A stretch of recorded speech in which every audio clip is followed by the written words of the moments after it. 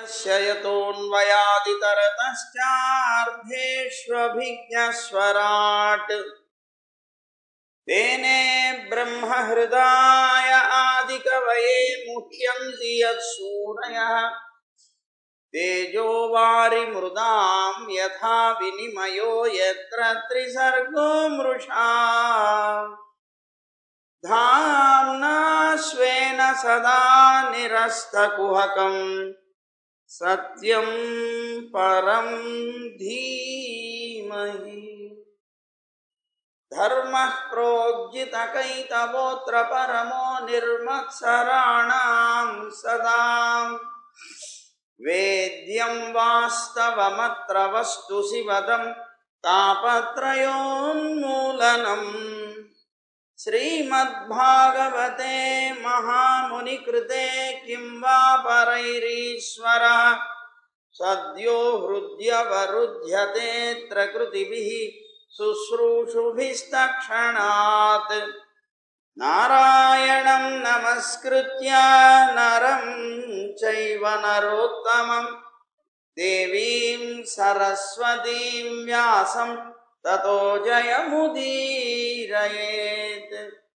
यं प्रव्रजन्तमनुपेतमपेतकृत्यं द्वैपायनो विरहकातराजुहाव पुत्रेति तन्मयतया तरवोऽभिनेदुः तं सर्वभूतहृदयं मुनिमानतोऽस्मि श्रीमद्भागवतं पुराणतिलकं यद्वैष्णवानां धनं यस्मिन् पारमहंस्यम् एकममलं सत्यं ज्ञानं परं गीयते यत्र ज्ञानविरागभक्तिनैष्कर्म्यमाविष्कृतं निगमकल्पतरोर्गलितं फलं सुखमुखादमृतद्रवसंयुतं पिबत भागवतं रसमालयं मुहुरहो रसिका भुवि भावुकाः ज्ञानानन्दमयं देवं निर्मलस्फटिकाकृतिम् आधारं सर्वविद्यानां हयग्रीवमुपास्महे श्रीरङ्गसिंहगिरिदेशिकपादसेवा प्राप्ताखिल द्रविडवेदरहस्यजातं श्रीगौतमान्वयजमाश्रितभागधेयं गोपालदेशिकमहं शरणं प्रपद्ये संसारसागरे मग्नं दीनं मां करुणानिधे कर्ममोहगृहीताङ्गं मामुद्धर भवार्णवात्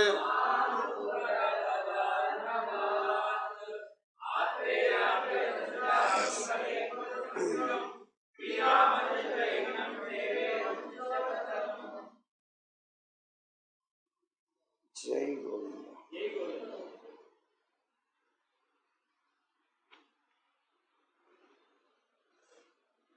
ఉద్ధవుడు అంటున్నాడు కదా శ్రీకృష్ణ పరమాత్మతోటి, నువ్వు ఇప్పటిదాకా యోగుల యొక్క సాధన లేకపోతే లక్షణాల గురించి చెప్పావయ్యా. అయితే మనస్సు స్వాధీనంలో లేనటువంటి మానవుడు పైన చెప్పినటువంటి ఆ యోగాన్ని అనుష్ఠించడం అంటే చాలా కష్టం కదా అన్నాడు. చాలా కష్టం అని నేను భావిస్తున్నాను. అందువల్ల అనాయాసంగా ఈ జీవుడు ఉత్తమమైనటువంటి సిద్ధిని పొందడం కోసంగా సులువైనటువంటి సాధనం ఏదైనా ఉంటే చెప్పవు అని అడిగాడు బాబు. యోగులందరూ కూడా తమ మనస్సును ఎంతో నిగ్రహించుకోవడానికి ప్రయత్నం చేస్తారు. కానీ వాళ్ళు ఆ విషయంలో కృతకృత్యులు కాలేకపోతూ ఉంటారు. ఆ కృతకృత్యులు కావడం కోసం చాలా ప్రయత్నం చేస్తారు, కష్టపడతారు పాపం. విశ్వేశ్వర. అందువల్ల సారమేదో అసారమేదో తెలుసుకోగలిగినటువంటి వాళ్ళు, వివేకం కలిగినటువంటి చతురులైనటువంటి వ్యక్తులు ఉంటారు. వాళ్ళు సంపూర్ణమైనటువంటి ఆనందాన్ని ఇచ్చేటువంటి నీ పాదపద్మాల్ని ఆశ్రయిస్తారు, వాటి జోలికి వెళ్లకుండా.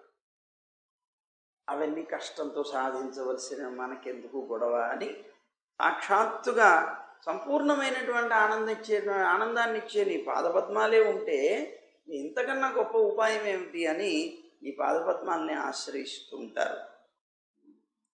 కానీ కొంతమంది మాత్రం కుయోగులైనటువంటి వాళ్ళు మాత్రం యోగ కర్మలోనే బాగా అభిమానం కలిగినటువంటి వాళ్ళై నీ పాదపద్మాల్ని మాత్రం ఆశ్రయించరు. వాళ్ళందరూ నీ మాయ చేత మోహితులై మళ్ళీ సంసారంలో పడుతూ ఉంటారు, ముక్తిని మాత్రం పొందలేకపోతూ ఉంటారు కదా అన్నాడు. అంటూ అచ్యుత, బ్రహ్మాది దేవతలందరూ కూడా తమ ప్రకాశవంతమైనటువంటి కిరీటాలు కలిగినటువంటి శిరస్సులతో ఆ శిరస్సుల్ని ఉంచి నీ యొక్క పీఠానికి నమస్కరిస్తారు, పాదపద్మాలకి నమస్కరిస్తూ ఉంటారు.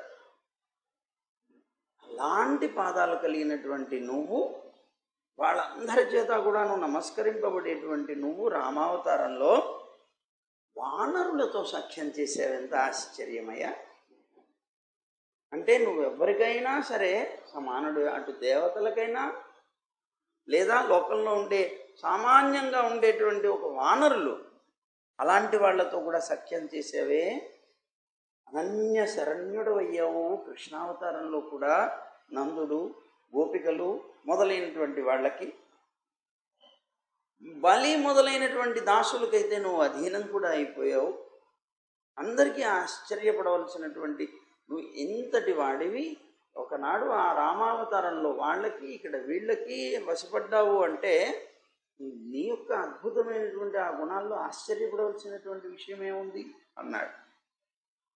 బలి చక్రవర్తి కానీ లేదా ప్రహ్లాదుడి మీద కానీ నువ్వు చూపించినటువంటి ఆ అనుగ్రహం ఏదైతే ఉందో, అలాంటి అనుగ్రహ విశేష కథని తెలుసుకున్నటువంటి ఏ వ్యక్తి అయినా సరే జగదంతర్యామి అయినటువంటి వాడివి, లోకంలో అందరికీ ప్రియతముడు అయినటువంటి వాడివి, అందరినీ శాసించేటువంటి వాడివి, ఆశ్రయించినటువంటి వాళ్ళకి అన్ని రకాల పురుషార్థాలని ఇవ్వగలిగినటువంటి నిన్ను ఎవరు వదులుకోగలుగుతారయ్యా? ఇంత సులువుగా లభించి ఎవరికైనా సరే నువ్వు సాధ్యమే అని చెప్పదగినటువంటి నీ యొక్క చేష్టల్ని బట్టి తెలుసుకున్నటువంటి వ్యక్తి ఇన్ని రకాలుగా ఉన్నటువంటి లక్షణాలతో ఉన్నటువంటి నిన్ను వదులుకోగలిగేటువంటి వాడు మూర్ఖుడే అన్నాడు. ఎవరు వదులుకోగలరు? నువ్విచ్చినటువంటి స్వర్గాది ఇంద్రియ భోగాలు ఏవైతే ఉన్నాయో మాకు అక్కర్లేదు. ఎందుకంటావా? అవన్నీ నిన్ను మరిపిస్తాయి, నిన్ను మర్చిపోయేలాగా చేస్తాయి. ఆ ఐశ్వర్య మదం చేత, సుఖాల చేత, మదాల చేత నిన్ను మరిపింపజేస్తాయి. నిన్ను మరిపింపజేసేది లోకంలో ఏదైనా మాకు అక్కర్లేదు. నిన్ను మర్చిపోయేలాగా చేసేటువంటి దాన్ని మేము కోరుకుంటే మేము కూడా సంసారంలో పడి ఉండవలసిందే. విముక్తి పొందాలనుకునే వాళ్ళం ఎలా అవుతాం? కనుక నిన్ను మరిపింపజేసేటువంటిది మాకు అవసరం లేదు. స్వర్గమే కావచ్చు, బ్రహ్మలోకమే కావచ్చు, మాకు అవసరమే లేదు. అందువల్ల వాటిని ఎవరు అనుభవించాలని కోరుకుంటారు? నిన్ను మరిపింపజేసేదాన్ని, నీ యొక్క పాద రజాన్ని సేవించేటువంటి మాకు లభించిందేమిటి? నీ యొక్క పాదపద్మాల్ని ఆశ్రయించినటువంటి వారికి లభించినదేమిటి?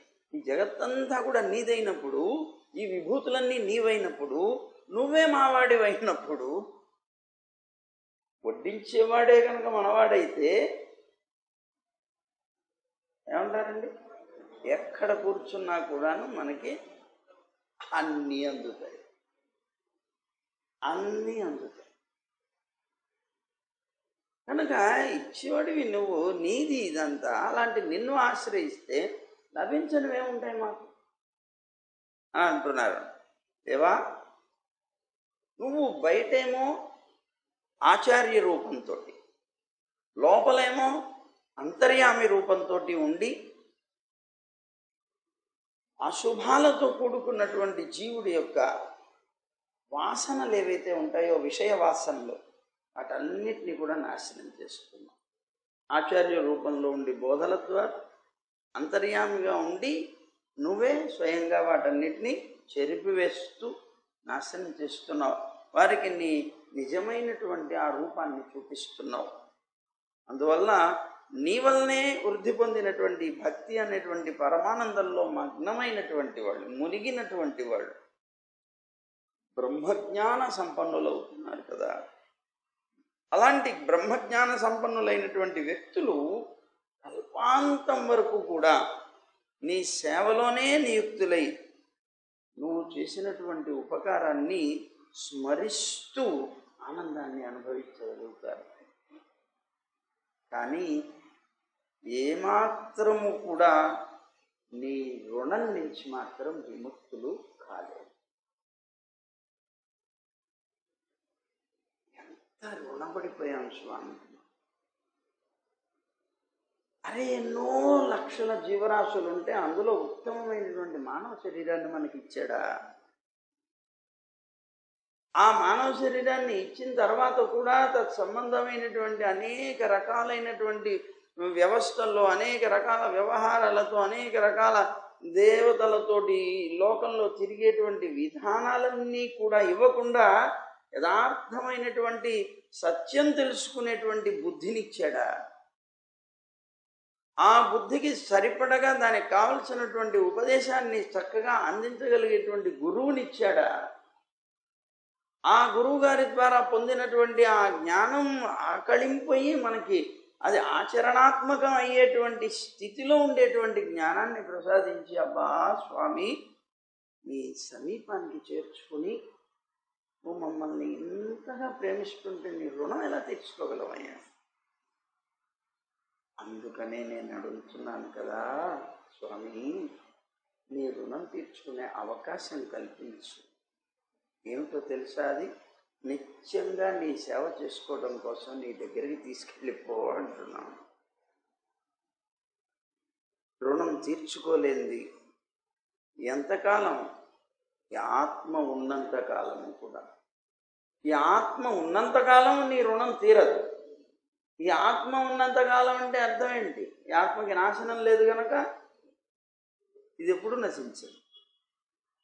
కనుక శాశ్వతంగా నిత్యంగా ఈ ఆత్మ ఉన్నంతకాలం నీ రుణం తీర్చుకోలేం కనుక ఆ రుణాన్ని తీర్చుకునే అవకాశం నీ సేవ వల్లే లభిస్తుంది కనుక, అది కూడా నిత్య సేవ వల్లనే లభిస్తుంది కనుక నిత్య సేవ చేసుకునేటువంటి అవకాశం నీ దగ్గరే లభిస్తుంది కనుక నీ దగ్గరికి తీసుకెళ్ళవయ్యా.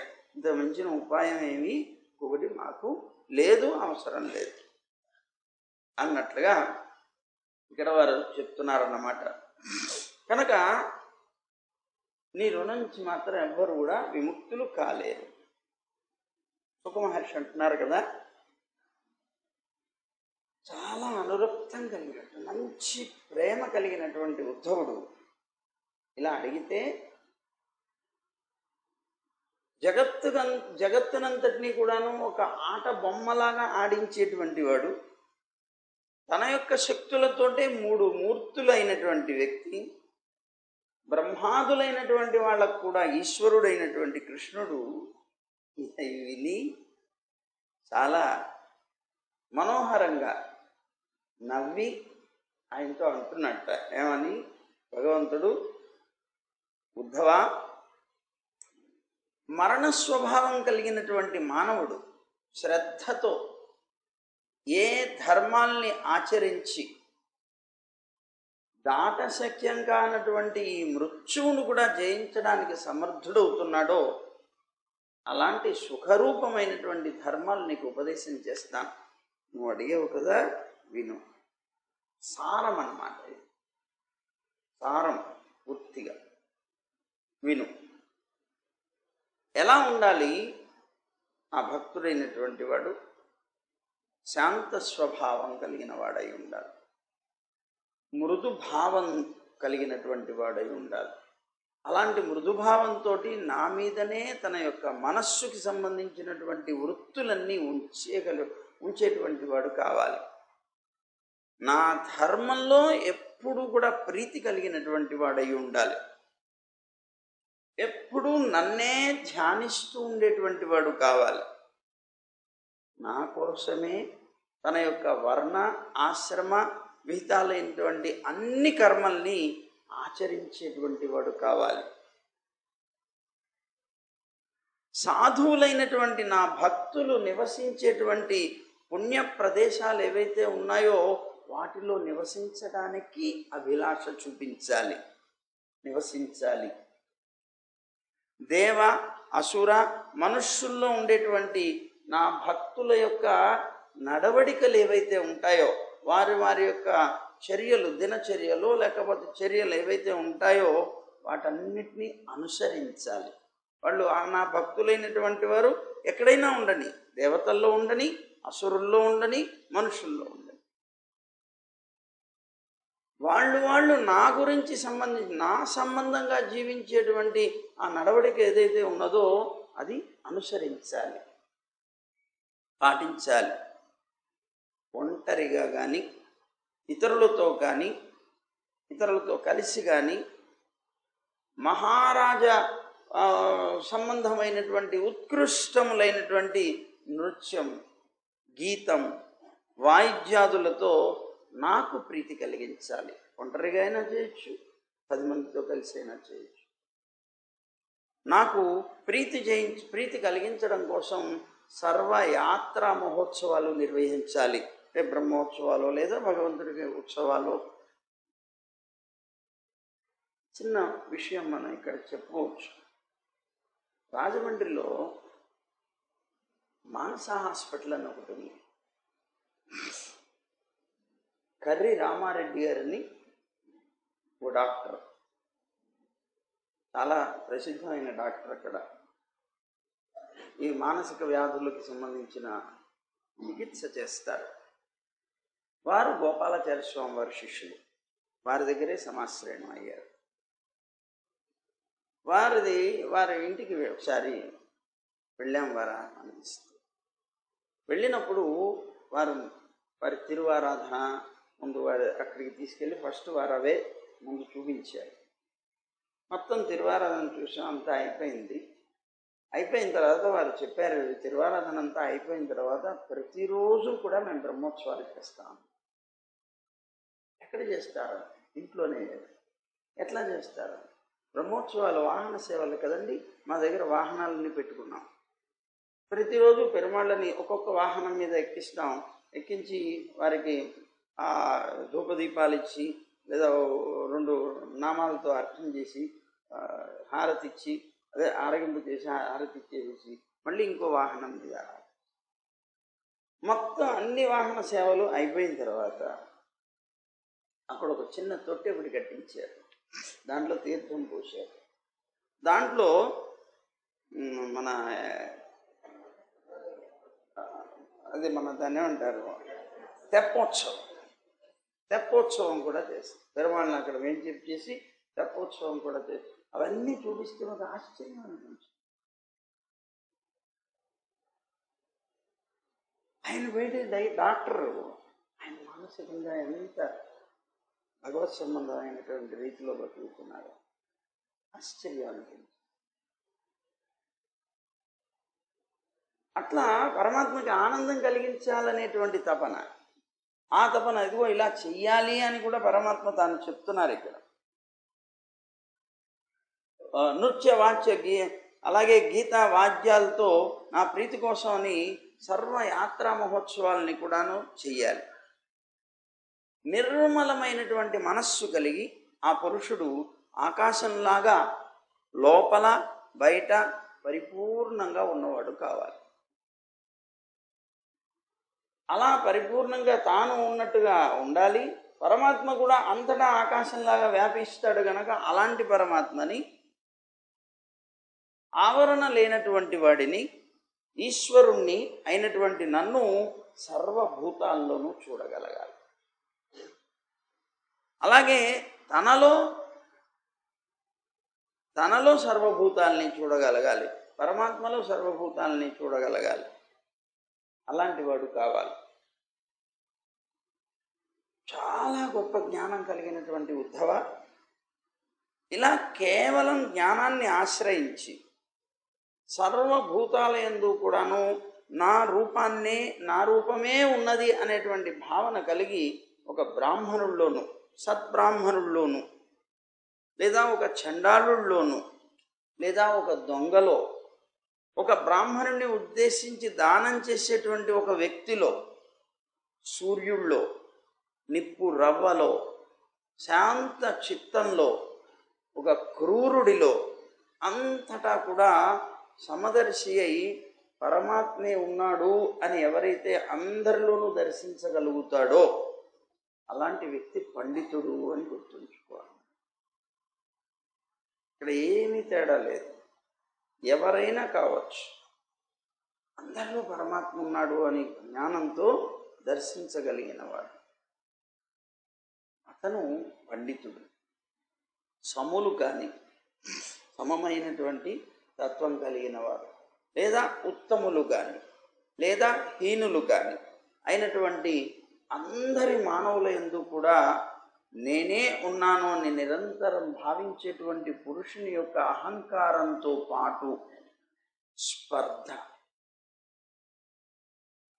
అసూయ, తిరస్కారం మొదలైనటువంటివి ఏవైతే ఉన్నాయో అవన్నీ వెంటనే అతనికి నష్టమైపోతాయి.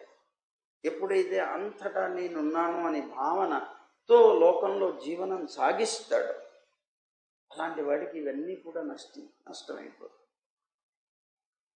బంధువులు చేసేటువంటి పరిహాసం, లోకంలో మనని అందరూ పరిహసిస్తారనుకోండి, అలాంటి పరిహాసాలు కానీ,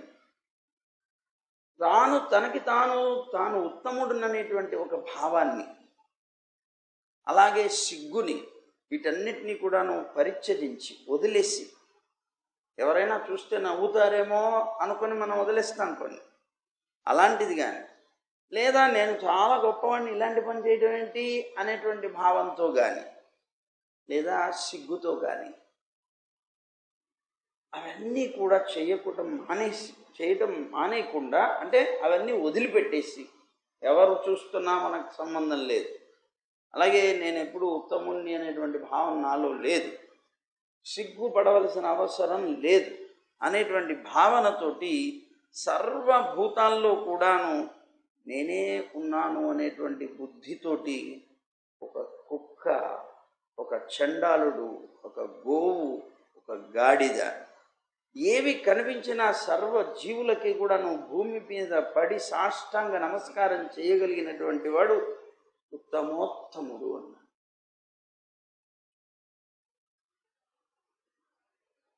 అది కుక్క, లేకపోతే గాడిద, లేకపోతే గోవా, లేకపోతే ఇంకోట, ఏమీ లేదు తేడా. లోపల పరమాత్మ ఉన్నాడు, అది జ్ఞాపకం ఉండాలి. అంతటా నన్ను దర్శించగలిగినటువంటి అది సమబుద్ధి అంటే. అలాంటి సమమైనటువంటి బుద్ధి కలిగినటువంటి వ్యక్తి ఎవరైతే ఉన్నాడో అలా అతను భూమి మీద సాష్టాంగపడతాడు. కానీ ఇక్కడ ఒక సందేహం కలుగుతుంది. అందుకనే కదండి కుక్కల్ని కూడాను జాగ్రత్తగా పెంచి ఒంట్లో పెట్టుకొని మరి ఇళ్లలో పెట్టుకొని ఆ కంచాల్లో అవి తింటుంటే నేను కూడా తిని నాతో సమంగా నేను చూస్తున్నాను కదా అంటే, అబ్బాయి నువ్వు అందులో పరమాత్మని చూస్తూ వాటిని పోషించట్లేదు. బుద్ధిలో మార్పు వస్తే, భావంలో మార్పు వస్తే తేడా వస్తుంది. గుర్తుపెట్టుకోండి, ఎప్పుడైనా భావాన్ని బట్టి ఉంటుంది. చేష్ట ఒకటే, భావాన్ని బట్టి ఫలితం వస్తుంది. చిన్న ఉదాహరణ చెప్తాను నేను.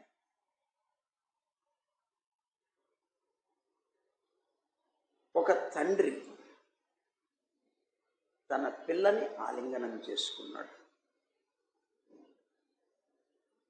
అదే పిల్లని భర్త ఆలింగనం చేసుకున్నాడు. క్రియ ఒకటే, కానీ భావంలో తేడా. తండ్రి ఆలింగనం చేసుకున్నాడు తన సంతానం అనేటువంటి వాత్సల్యంతో. భర్త ఆలింగనం చేసుకుంటాడు కామంతో. భావంలో తేడా, చేష్ట ఒక్కటే. దాన్ని బట్టి ఫలం అనేటువంటిది మారుతుంది. అలా భావం చాలా ముఖ్యమైనది. భావాన్ని బట్టి అది మారుతూ ఉంటుంది. కనుక ఇక్కడ నేను కుక్కల్ని పెంచుతున్నాను, గాడిదల్ని పెంచుతున్నాను, నేను కూడా దాన్ని అంత గొప్పగా పెంచుతున్నాను కదా అంటే నీ భావంలో తేడా ఉంది. అక్కడ నీ భావంలో ఒక జీవిగా నువ్వు పెంచుతున్నావు. అందులో పరమాత్మని దర్శనం చేస్తూ సమభావంతో నువ్వు పెంచేటువంటి తత్వం కాదు. కనుక ఆ ఫలం వేరుగా ఉంటుంది. అట్లా ఇలాగా ఒకటి. సరే, తర్వాత సర్వ ప్రాణుల్లో కూడాను భగవద్భావన కలగనంత వరకు ఇది ఇక్కడ స్పష్టంగా చెప్తున్నారు. సర్వ ప్రాణుల్లోనూ భగవద్భావన కలగనంత మటుకు కూడా మనస్సు, వాక్కు, కాయం అని చెప్పబడేటువంటి వాటి ద్వారా చేయబడే చేష్టలు ఏవైతే ఉంటాయో వాటి ద్వారా, ప్రణామాదుల ద్వారా నన్ను ఉపాసించాలి. ఈ ఉపాసన ఇదిగో అనేక రకాల మనస్సు, వాక్కు, కాయాల ద్వారా నా సంబంధమైనటువంటి కర్మలు చేయడం, నాకు నమస్కారం చేయడం, ఇలాంటివన్నీ చేయగా నీకు సర్వ ప్రాణుల్లో కూడాను భగవద్భావన అనేటువంటిది కలుగుతుంది. వీటి వల్ల కలగాలి. అది కలిగి అప్పుడు నువ్వు సమదృష్టి కలిగిన వాడివైతో ఉత్తమోత్తముడు అవుతావు. ఈ విధంగా ఉపాసించేటువంటి వ్యక్తి ఆత్మబుద్ధి అయినటువంటి విద్య చేత సర్వము కూడా పరమాత్మతో నిండినటువంటిదే అని భావించి సంశయాలు లేకుండా అన్ని క్రియల నుంచి కూడా అతను విరతుడైపోవాలి. వాటన్నిటి నుంచి, బంధాల నుంచి తొలగిపోవాలి. అంటే ఇలా ఉపాసిస్తూ అన్నమాట. పూర్తిగా ఆత్మబుద్ధుడై, అంటే ఆత్మనే పరిపూర్ణంగా పరమాత్మనే తలంచేటువంటి బుద్ధితో, ఆ సంబంధమైనటువంటి విద్యతో సర్వము కూడా పరమాత్మాత్మకమే, అంతా పరమాత్మమయమే అనేటువంటి భావన కలిగి ఎప్పుడైతే ఆ భావన కలిగిందో సంశయాలన్నీ పోతాయి. ఇప్పుడు మీరు జ్ఞానం కలగనంత మటుకు శత్రువుగా భావించవచ్చు. ఎప్పుడైతే ఇలాంటి మాటలు విన్నామో వెంటనే తొలక్కపోయినా నెమ్మదిగా మనస్సు అనేటువంటిది మార్పు వస్తుంది. శత్రుత్వం ఎవరి మీద చూపిస్తున్నాం? ఈ జ్ఞానం అంతా ఒకసారి మన మనసులోకి వచ్చి ఆ శత్రుత్వం చూపించే సమయంలో మనల్ని అడ్డుకుంటూ ఉంటుంది. ఎవరు శత్రువు లేదు, సమదృష్టి కలిగిన వాడి అనే భావంతో పెడతాం. అప్పుడు నెమ్మదిగా అవి ఒక్కొక్కటి పోతుంది. అది ఎప్పటిదాకా ఇలాంటి భావం కలగడం అనేటువంటిది కలిగేంత మటుకు కూడా నువ్వేం చేయాలి? భగవంతుడికి సంబంధించినటువంటి క్రియలు మనస్సుతో, వాక్కుతో, కాయాలతో చేస్తుండాలి. నమస్కారాలు, సాష్టాంగ నమస్కారం చేస్తుండాలి. స్వామిని ప్రార్థిస్తుండాలి. స్వామి అంతగా నేను దర్శించగలిగేటువంటి బుద్ధి కావాలి.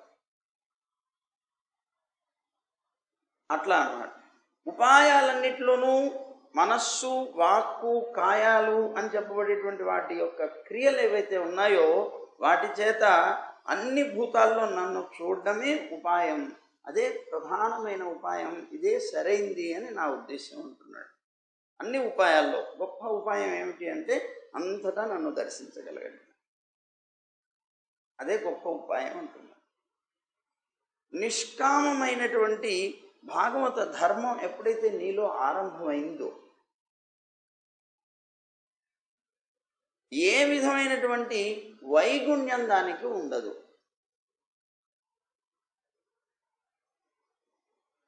అంటే విరోధ సంబంధమైన గుణాలు అసలు ఏవి ఇంకా ఉండవు. తద్భిన్నమైనటువంటి గుణాలు ఏవి ఉండవు. ఎందుకు? భాగవత ధర్మం నీలో ప్రారంభమైంది కనుక. అంటే మీలో ఆ భాగవత ధర్మాలు, ఇప్పుడు దాకా చెప్పబడినటువంటి ఈ ధర్మాలన్నీ కూడాను ఒక్కొక్కటి ఎలా పైకొచ్చి మీలో ఆచరణాత్మకం అవుతూ ఉంటే, ఆచరణాత్మకం అవుతూ ఉన్నప్పుడు నీలో ఇంకా అసలు చెడ్డ గుణాలు అనేటువంటివే ఉండవు. అంతా మంచి గుణాలు అయిపోతాయి. ఎందుకంటే సర్వజ్ఞున్నైనటువంటి నేను ఈ నిర్గుణ భావ ధర్మాన్ని చక్కగా నిరూపించాను కనుక ఇదంతా నువ్వు విన్నావు. విన్నటువంటి వాడిని మనసులో పట్టుకుంటావు. మనసులో పట్టుకున్నటువంటి నువ్వు రేపో మాపో తప్పనిసరిగా దీన్ని ఆచరించే ప్రయత్నం చేస్తావు. ఇప్పటిదాకా నిన్ను అనువర్తిస్తూ వస్తున్నటువంటి ఈ చెడ్డ గుణాలు ఏవైతే ఉన్నాయో అవన్నీ కూడాను ఒక్కొక్కటి నీలో నుంచి తొలగిపోతాయి. ఇంతకుముందు నేను అలా ఉండేవాడినండి అని చెప్పుకునే పరిస్థితి వస్తుంది. ఇంతకుముందు నేను అలా ఉండేవాడినండి, కానీ ఇప్పుడు మార్పు వచ్చింది అనుకునేటువంటి రీతిలో బ్రతికే స్థితి వస్తుంది. మంచి మార్పు, చెడ్డ మార్పు అలా అన్నమాట. కనుక అతనికి వైగుణ్యం అనేటువంటిది ఉండదు. ఈ విధంగా పరమాత్మే కదా నేను చక్కగా నీకు నిరూపణ చేశాను కనుక ఈ ధర్మానికి ఎన్నటికీ ఏ విధమైనటువంటి హాని ఉండదు. ఇది ఉత్తమోత్తమైన ధర్మం కనుక అన్నాడు. ఉద్ధవ, భయశోకాదుల వల్ల, భయం కానీ శోకం కానీ వీటి వల్ల భయం చేత పలాయనం పరిగెడతాం మనం, శోకం చేత ఆక్రందనం చేస్తాం, పెద్దగా ఆర్తిగా అరుస్తాం.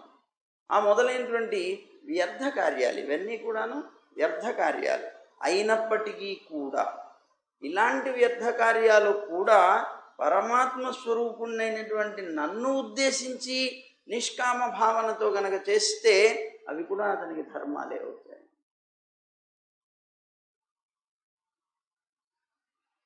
అలాగే బుద్ధిమంతుల యొక్క బుద్ధి చతురత, బుద్ధిమంతుల యొక్క బుద్ధి, ఆ బుద్ధి యొక్క లేకపోతే బాగా చాతుర్యం కలిగినటువంటి వాళ్ళ యొక్క గొప్పతనం కానీ, నశించిపోయేటువంటిది అసత్యమైనటువంటి ఈ శరీరం ద్వారా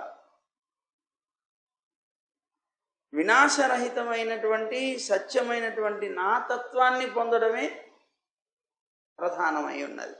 యథార్థంగా ఏమంటారు ఇందులో, బుద్ధిమంతుల యొక్క బుద్ధి ఎక్కడున్నది? నశించిపోయే ఈ శరీరంలోనే ఉంది. చతురుల యొక్క చాతుర్యం ఎక్కడున్నది? నశించిపోయేటువంటి ఈ శరీరంలోనే ఉంది. నశించిపోయేటువంటిది అనిత్యమైనటువంటిది అయినటువంటి ఈ శరీరం ద్వారా ఏం పొందొచ్చు? వినాశరహితమైనటువంటి ఈ బుద్ధి ద్వారానే, ఈ చతురత ద్వారానే నశించిపోయే శరీరం నుంచే నువ్వు నశించనటువంటి సత్యస్వరూపమైనటువంటి నా తత్వాన్ని పొందొచ్చు. శరీరం నశించిపోయేదే, కానీ దాంట్లో ఉండేటువంటి బుద్ధి నశించిపోయేదే, కానీ ఆ బుద్ధి మాత్రం నీకు నశించని పదార్థాన్ని అందిస్తుంది దాన్ని ఉపయోగించుకుంటే, లేకపోతే లేదు. అంత గొప్పదన్నమాట ఈ శరీరం, మానవ శరీరం. నశించిపోయేటువంటిది అయినా కూడా దీని నుంచి వచ్చేటువంటి బుద్ధి, బుద్ధిమంతులైనటువంటి వాళ్ళ యొక్క బుద్ధి, అందరిది కాదు, అందరి బుద్ధి కలిగించదు కదా. ఆ బుద్ధి కానీ చాతుర్యం, నీకు నిజంగా తెలివితేటలు ఉన్నాయి, అబ్బా నీ ఎంత గొప్ప తెలివి గలవాడి, కానీ ఎందుకు అతి తెలివిగా ప్రయోగిస్తున్నావు? నీ తెలివితేటల్ని సక్రమంగా నువ్వు ఉపయోగించట్లేదు. లోకంలో తెలివి లేని వాళ్ళు ఎవరు చెప్పండి? తెలివి ఉన్నది, జ్ఞానం ఉన్నది కదా, మనిషి అంటేనే జ్ఞానం ఉన్నది, కానీ దాన్ని సక్రమంగా వినియోగించుకోవడం చేయట్లేదు. అలా వినియోగించుకునేటువంటి తెలివి కలిగినటువంటి వ్యక్తి తన చాతుర్యంతో నశించిపోయే ఈ శరీరంతోనే నశించనటువంటి సత్యమైనటువంటి పరమాత్మని కూడా పొందగలుగుతాడు. అది ఈ శరీరం యొక్క అద్భుతమైనటువంటి ప్రయోజనం అని చెప్తున్నారన్నమాట. దేవతలకి చాలా దుర్గమమైనటువంటి బ్రహ్మవాదం ఏదైతే ఉన్నదో, నేను ఇప్పుడు చెప్పానే ఈ జ్ఞానం అంతటినీ కూడా దేవతలకు కూడా చాలా దుర్లభం. ఇది లభించడం, ఈ బ్రహ్మజ్ఞానం దేవతలకి కూడా దుర్లభమైనటువంటి బ్రహ్మజ్ఞానాన్ని నీకు నేను సంక్షేపంగా చెప్పాను, విస్తారంగా కూడా చెప్పాను. చాలా విలువైనటువంటిది అన్నాడు. చాలా స్పష్టంగా యుక్తియుక్తమైనటువంటి జ్ఞానంతో కూడా నీకు పూర్తిగా వివరించానయ్యా. పురుషుడు గనక అంటే మనిషి కనుక ఎవరైనా సరే జ్ఞానం కలిగినటువంటి ఒక వ్యక్తి దీన్ని తెలుసుకుంటే పూర్తిగా సంశయాలన్నీ పోయి ముక్తిని కూడా పొందుతాడన్న. జాగ్రత్తగా విని ఆకళింపు చేసుకొని దీన్ని గనక ఆచరించగలిగితే ఇంతకన్నా గొప్ప జ్ఞానమే లేదు మోక్షం కోసం. ఈ జ్ఞానం కోసమనే వాళ్ళు దేవతలు కూడా భూమి మీద పుట్టాలనుకుంటారు, జ్ఞాన సముపార్జన కోసం. అలాంటి జ్ఞానాన్ని అల్ప ఆయుష్ కలిగి అల్ప జ్ఞానం కలిగి అల్ప బుద్ధి కలిగినటువంటి ఈ మానవుడు పొందగలుగుతున్నాడు. ఎంత ఆశ్చర్యం చూడండి. భగవంతుడికి ఎంత ప్రేమ మన మీద, ఎంత దయ. ఆ రోజుల్లో ఆయన మళ్ళీ ఈ లోకాన్ని విడిచి వెళ్ళిపోతాడని ఒక్కొక్క మనిషిని ఒక కారణంగా తీసుకొని జగత్తులో ఉండేటువంటి మనందరినీ ఉద్ధరించడం కోసమని ఆయన తర్వాత ఆయన జ్ఞానాన్ని చెప్పేవాడు ఉన్నాడు. ఆయనే చెప్పకపోతే ఆయన అంతటి వాడని, ఆయన్ని ఆశ్రయిస్తేనే మనకి మోక్షం అని ఎవరు చెప్పగలరు? ఎవరికి తెలుస్తుంది?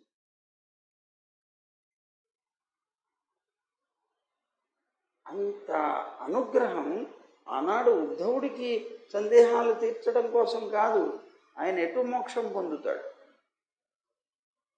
ఆయనకి మోక్షం అనేటువంటిది ఆ జన్మలోనే ఉన్నది.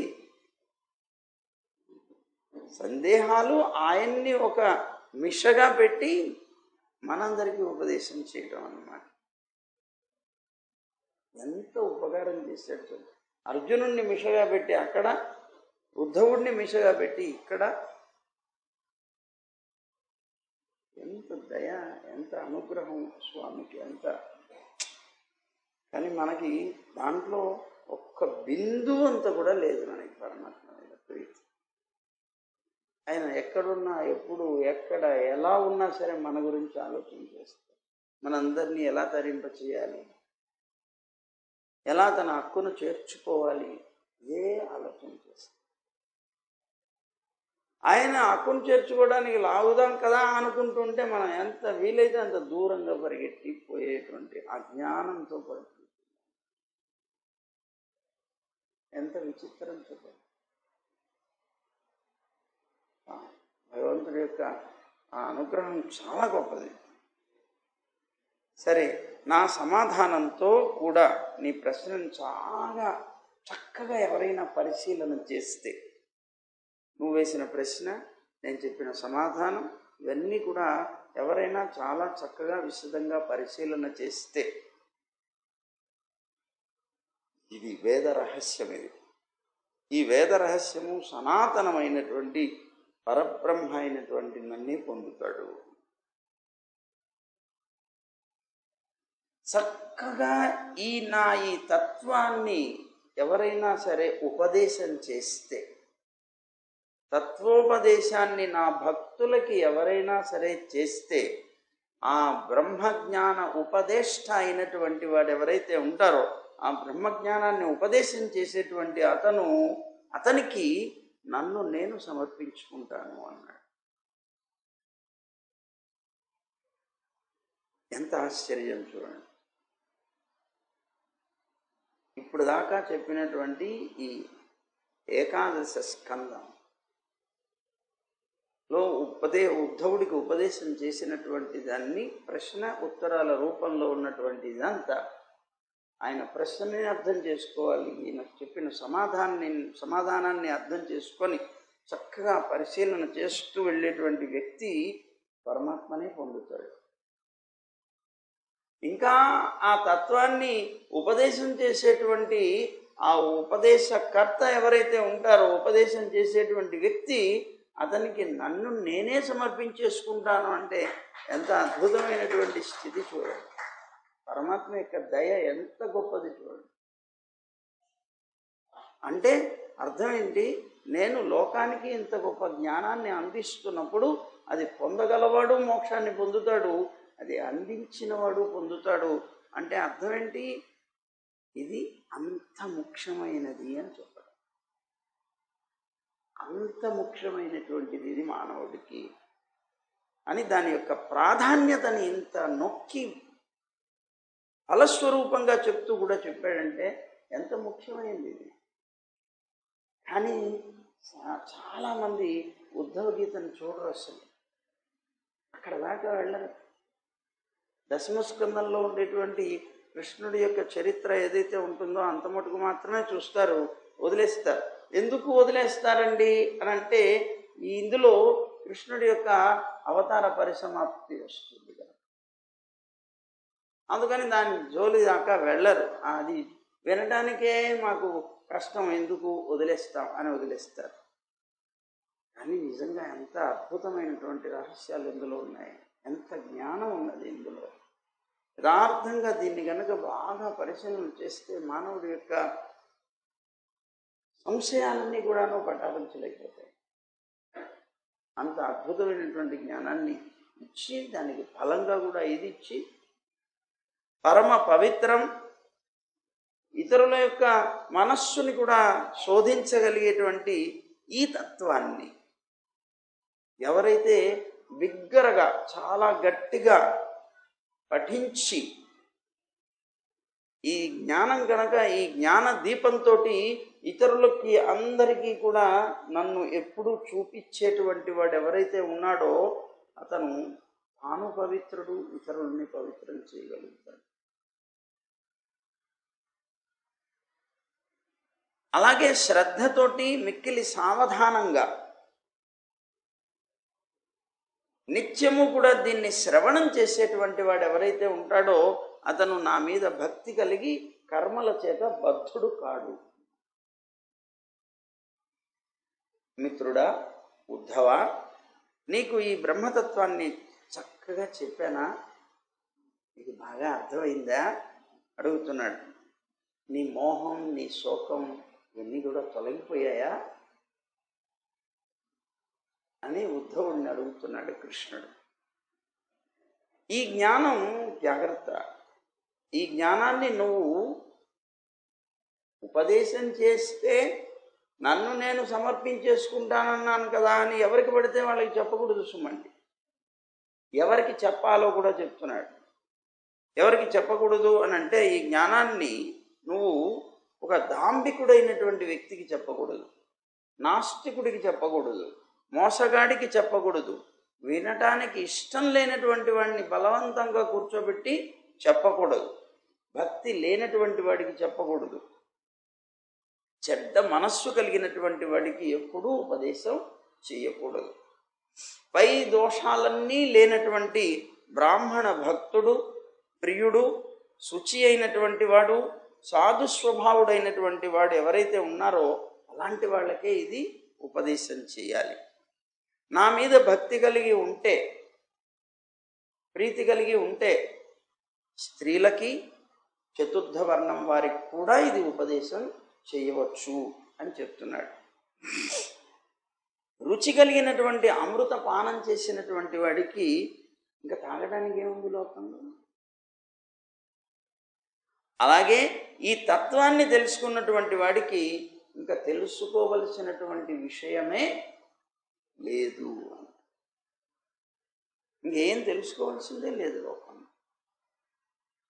ఉద్ధవ, మానవులకి జ్ఞానం, కర్మ, యోగం, వాణిజ్యం, దండనీతి మొదలైనటువంటి వాటి చేత చతుర్విధ పురుషార్థాలుగా చెప్పబడేటువంటి ధర్మ, అర్థ, కామ, మోక్షాలు ఏవైతే ఉన్నాయో ఆయా ఫలాలు లభిస్తాయి. వీటన్నిటి ద్వారా జ్ఞానం వల్ల కానీ, కర్మ వల్ల కానీ, యోగం వల్ల కానీ, వాణిజ్యం వల్ల కానీ, దండనీతి వల్ల కానీ, వీటి వల్ల ఏం లభిస్తాయి? ధర్మ, అర్థ, కామాలు లభిస్తాయి.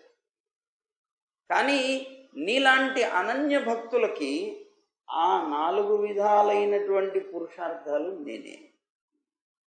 అంటే అర్థం ఏంటి? నీలాంటి భక్తులకి అంటే లోకంలో భక్తుడైనటువంటి వాడికి ఏ పురుషార్థము అవసరం లేదు, అన్ని పురుషార్థాలు నేనే అని భావిస్తాడు. సర్వకర్మల్ని కూడాను వదిలేసి నా యందు ఆత్మసమర్పణం చేసినటువంటి వాడు నా ఇచ్ఛతోటి యోగుల కంటే, జ్ఞానుల కంటే, మిక్కిలి జ్ఞాన సంపన్నుడవుతాడు. సర్వకర్మల్ని సమర్పించి వదిలేసేసి సర్వధర్మాన్ పరిత్యజ్య మామేకం శరణం వ్రజ అని చెప్పారు చూసారా, అలాగా వాటి యందు మోక్ష ఉపాయత్వ బుద్ధిని వదిలిపెట్టేసి మిగిలిన కర్మలన్నిటి యందు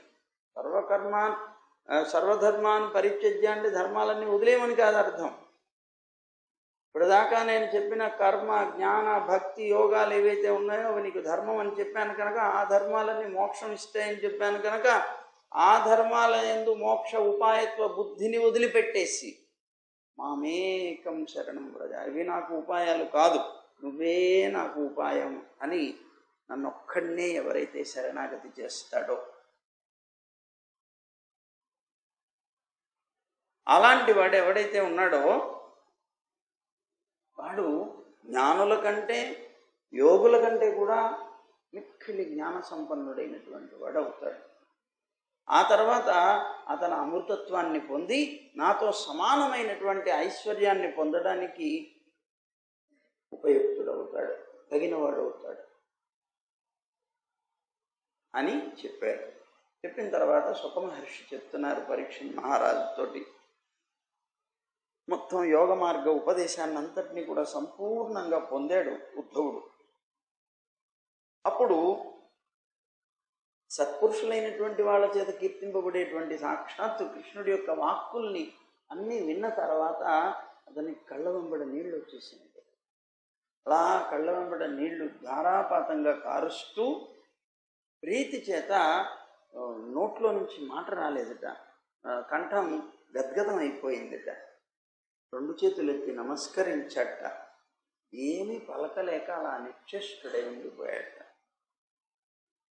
ఆ తర్వాత ప్రేమ ఒక్కసారి ఉప్పొంగిపోతే ఆ ఉప్పొంగినటువంటి మనస్సుతోటి ధైర్యాన్ని చేకూర్చుకొని అప్పుడు తాను కృతార్థుణ్ణయ్యానని భావించి ఆ ఉద్ధవుడు కృష్ణుడి యొక్క పాదపద్మాల మీద తన యొక్క శిరస్సుని పెట్టి సాష్టాంగ నమస్కారం చేసి రెండు పాదాలని గట్టిగా పట్టుకున్నాడు. పట్టుకొని ఉద్ధవుడు అంటున్నట్ట, ఆది పురుష, మోహం అనేటువంటి మహాంధకారంలో పడి ఉన్నటువంటి నేను నీ సాన్నిధ్యం వల్ల చాలా దూరం పరిగెట్టానయ్యా. అంధకారంలో ఉన్నవాడికి ఎదురు ఏమున్నదో కూడా తెలియదు కదా, అలాంటి వాడు పరిగెట్టడం ఎక్కడ, నడవడమే చేతగా. అలాంటి మోహాంధకారంలో ఉన్నాను నేను. అలాంటి నేను నీ సాన్నిధ్యంలో నీ దగ్గరకు వచ్చి నీ దగ్గర ఉపదేశాన్ని విని అబ్బో చాలా దూరం పరిగెట్టానే నేను అంటున్నాడు. ఎలా ఉందిట ఇది అంటే, అగ్ని సమీపంలో ఉన్నటువంటి చలి కానీ చీకటి కానీ భయం కానీ ఎవరైనా ఏమైనా చేస్తాయా? అవన్నీ ఎలా అయితే పరిగెట్టుకుపోతాయో అలాగే నీ దగ్గర అజ్ఞానం అనే అంధకారం కూడా పారిపోయింది అంటున్నాడు అన్నమాట.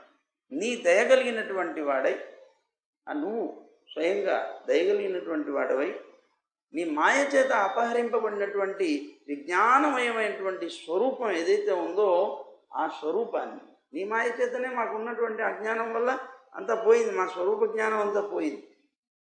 కానీ నువ్వు దయగలవాడివి కనుక జ్ఞానం అనే దీపాన్ని మాకు వెలిగించావు. ఈ జ్ఞానం అనేటువంటి దీపాన్ని వెలిగించి మళ్ళీ భృత్యుండైనటువంటి నాకు అనుగ్రహించావు. అరే నాన్న, ఈ అజ్ఞానం పోగొట్టు, ఇది జ్ఞానం, జాగ్రత్త. నీ మాయ చేతనం అజ్ఞానం కలిగింది, నీ యొక్క అనుగ్రహం చేత మళ్ళీ జ్ఞానాన్ని సంపాదించుకున్నాను.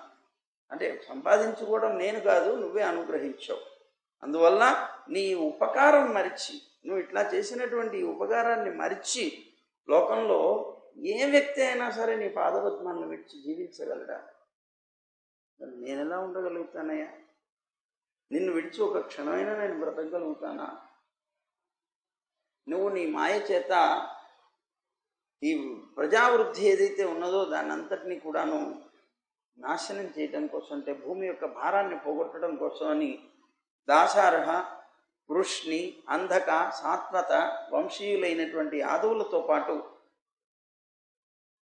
అలా అవతరించినటువంటి నువ్వు నన్ను కూడా దృఢమైనటువంటి స్నేహపాశం చేత ఇప్పటిదాకా బంధించావు. ఇప్పటిదాకా ఆ స్నేహపాశంతో నేను బంధింపబడ్డాను నీ చేత. ఇప్పుడు నువ్వే ఆత్మతత్వ జ్ఞాన రూపమైనటువంటి పదునైనటువంటి కత్తి చేత ఆ స్నేహపాశాన్ని కూడా ఖండించావు. అంటే ఇప్పటిదాకా ఉన్నటువంటి అజ్ఞానం శరీరాన్ని చూసి ఇప్పుడు ఆత్మని దర్శించి,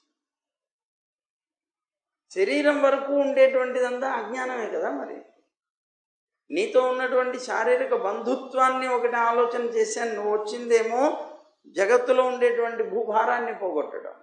నేను నీ శరీరం వరకు చూసి నీ యొక్క అద్భుతమైనటువంటి బంధుత్వాన్ని చూసి, శారీరక బంధుత్వాన్ని చూసి, నీ సౌందర్యాన్ని చూసి మోహించవచ్చు, అలాంటి స్నేహం చేయవచ్చు.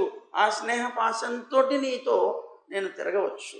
దానివల్ల కూడా మోక్షం వస్తుంది. కానీ తత్వజ్ఞానం తెలుసుకొని మోక్షం పొందేది వేరు కదా. అలా మోహపాశాలతో బంధించిన వాడివి నువ్వే స్నేహపాశంతో. ఈవేళ జ్ఞానాన్ని ఉపదేశం చేసి జ్ఞానం అనేటువంటి కత్తితో ఆ స్నేహపాశాన్ని ఛేదించిన వాడివి కూడా నువ్వేనయ్యా. అలాంటి నీకు నేను నమస్కారం చేస్తున్నాను. నేను నిన్ను శరణాగతి చేస్తున్నాను. నీ యొక్క చరణ కమలాల మీద అనన్యమైనటువంటి భక్తి కలిగేట్లుగా నన్ను శాసించవయ్యా అన్నాడు ఉద్ధవుడు. అంటే భగవంతుడు అంటున్నాడు, ఉద్ధవా, నా ఆజ్ఞని పాలించి నువ్వు ఇప్పుడు ఇక్కడి నుంచి బయలుదేరి వెళ్ళిపో, బదరికాశ్రమానికి వెళ్ళు. అక్కడ నా పాద ధూళితో పవిత్రమైనటువంటి తీర్థం ఉన్నది కదా, ఆ తీర్థంలో స్నానం చేస్తూ ఆచమనాదులు చేస్తూ పవిత్రుడు అవుతావు. అలాగే గంగా మొదలైనటువంటి వాటి యొక్క దర్శనం చేత సర్వ పాప విముక్తుడు అవుతావు. అలా విముక్తుడైనటువంటి నువ్వు నారచీరల్ని ధరిస్తూ కందమూలాదులు ఏవైతే ఉన్నాయో అక్కడ వాటిని భుజిస్తూ, అలాగే విషయాల యందు ఇచ్చ లేకుండా ఉండు, అక్కడ నివసించును. అలాగే అక్కడ చాలా చలి, మంచు పడుతుంది, అలాంటి దాన్ని కూడా జయించాలి. ఉష్ణం వల్ల కూడా వచ్చేటువంటి తాపాన్ని జయించాలి. సహనం కలిగినటువంటి వాడివికా, సుశీలుడు, మంచి చరిత్ర కలిగినటువంటి వాడవవు, ఇంద్రియాల్ని జయించు, శాంతుడవవు, జ్ఞాన విజ్ఞానాలతో కూడుకున్నటువంటి ఇప్పుడు ఏదైతే విన్నావో అదంతా కూడా మననం చేస్తూ జీవించు. నా నుంచి తెలుసుకున్నటువంటి భక్తి జ్ఞాన వైరాగ్యాదులు ఏవైతే ఉన్నాయో అవన్నీ ఏకాంతంగా మననం చేయి. మనస్సుని వాక్కుని నా మీద ఉంచు. నా ధర్మంలో ఆసక్తుడవై ఉండు. దానివల్ల త్రిగుణాత్మికమైనటువంటి ఈ గతులు ఏవైతే ఉన్నాయో, అంటే దేవత, తిరియక్, మనుష్య, స్థావరాదులని 3 గుణాల వల్లనే వస్తాయి కదా ఈ జన్మలు. అవన్నిటినీ కూడా నువ్వు దాటి గుణాతీతుడైనటువంటి నన్ను నువ్వు పొందుతావు అక్కడి నుంచే. కనుక నువ్వు బదరికాశ్రమానికి వెళ్ళిపో. నేను వెళ్ళిపోతున్నాను కదా ఈ భూమిని విడిచి, కనుక నువ్వు కూడా ఇక్కడ ఉండకు. నేను లేని ఈ ప్రాంతంలో నువ్వు ఉండవద్దు. నువ్వు బదరికాశ్రమానికి వెళ్ళి బదరికాశ్రమం నుంచే నువ్వు నా దగ్గరికి రావాలి. ఇక్కడికి వెళ్ళిపోమన్నాడు. సరే, ఉద్ధవుడు అప్పుడు సుఖమహర్షి అంటున్నారు కదా, ఈ విధంగా ఉద్ధవుడు కృష్ణుడి చేత ఆజ్ఞాపింపబడి ఆయనకి వెళ్ళాలని లేదు. కృష్ణుని విడిచి అస్సలు మనస్సే అంగీకరించడం లేదు. కానీ కృష్ణుడి యొక్క ఆజ్ఞ తప్పడానికి వీల్లేదు. కనుక చాలా కళ్ళ వెంబడి నీళ్లు పెట్టి దుఃఖిస్తూ ఆయన యొక్క ఆజ్ఞతోటి ఆయనకి ప్రదక్షిణం చేసి ఆయన చరణాల మీద శిరస్సుని ఉంచి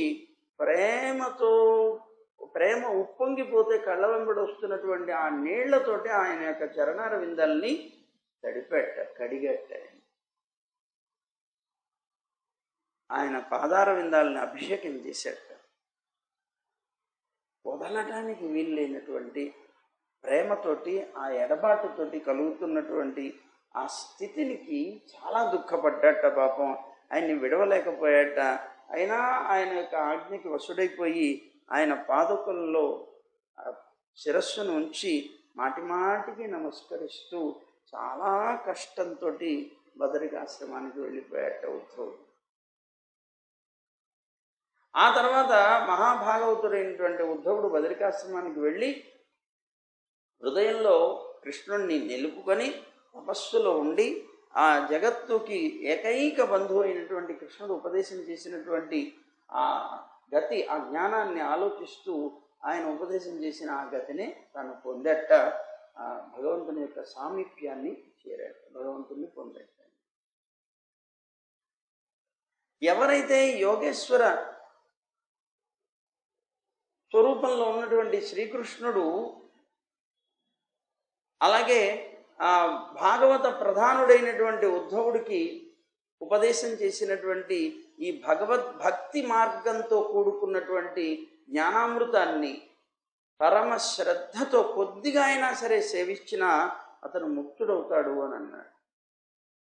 అతని యొక్క సంసర్గ చేత జగత్తు కూడా విముక్తం అవుతుంది అన్నాడు. వేదకర్త అయినటువంటి వాడు జనార్దనుడు. అలాంటి ఆ జనార్దనుడు జీవుల యొక్క సాంసారికమైనటువంటి భయాన్ని పోగొట్టడం కోసమని తుమ్మెదలాగా సర్వ వేదాల నుండి కూడాను సారరూపమైనటువంటి జ్ఞాన విజ్ఞాన శ్రేష్టమైనటువంటి భక్తి రసామృతాన్నంతటినీ కూడాను సేకరించి తన భక్తులని సముద్రంలో నుంచి అమృతాన్ని తీసి ఆనాడు మోహిని అవతారాన్ని ఎత్తి దేవతలందరికీ పంచాడు చూడండి. అలాగా ఇప్పుడు కూడా ఉద్ధవుడి ద్వారా జగత్తుకంతటికి కూడా ఆ తుమ్మెదలాగా పుష్పాల మీద వాలి ఆ పుష్పాల్లో ఉన్నటువంటి మకరందాన్నంతటిని సేకరించి లోకానికి అందించేటువంటి స్థితిలాగా ఈయన కూడా ఈ వేదాల్లో ఉన్నటువంటి జ్ఞాన సారాన్నంతటిని, భక్తి అమృతాన్నంతటినీ కూడాను సేకరించి భక్తులందరికీ కూడా పంచేట. అలా జగత్తుకి కారణభూతుడైనటువంటి ఆ కృష్ణుడని పేరు కలిగినటువంటి పరమ పురుషుడైనటువంటి ఆయనకి నేను నమస్కరిస్తున్నాను అని సుఖమహర్షి నమస్కరిస్తూ ఏకాదశ స్కందంలో ఉన్నటువంటి ఈ అధ్యాయాన్ని ముగించారు. ఇక ఆయన బయలుదేరి వెళ్ళాడు కదా, ఉద్ధవుడు వెళ్ళిపోయాడు. ఇక్కడి నుంచి యదుకుల సంహారం ప్రారంభం అవుతుంది. యదుకులంలో ముసలం పుట్టింది. దానికి సంబంధించిందంతా రేపు ఉదయం చెప్పుకుంటాం. సర్వం శ్రీకృష్ణ. గోవింద జయ జయ గోపాల జయ జయ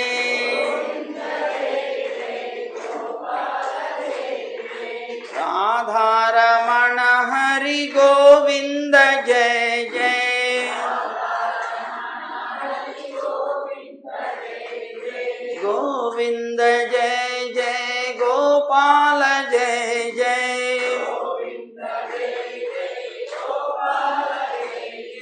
రాధారమణ హరి గోవింద జయ జయ గోదారమణ హరి గోపాల జయ జయ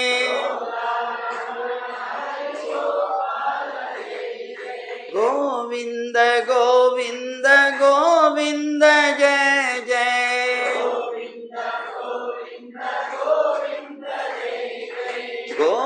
గోవర్ధనోద్ధార గోవింద జయ జయ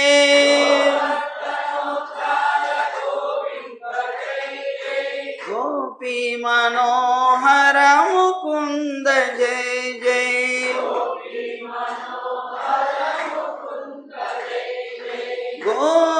గోవర్ధనోద్ధార గోవింద జయ జయ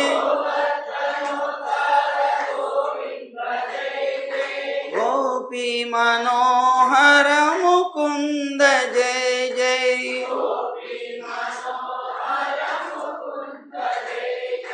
గోవింద జయ జయ గోపాల జయ జయ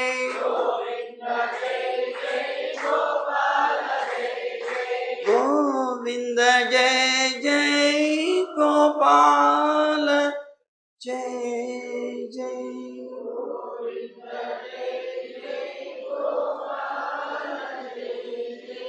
జై గోవింద, జై జై గోవింద, జై జై జై గోవింద, జై శ్రీమన్నారాయణ, జై జై శ్రీమన్నారాయణ, జై జై జై శ్రీమన్నారాయణ. సర్వం శ్రీకృష్ణార్పణం.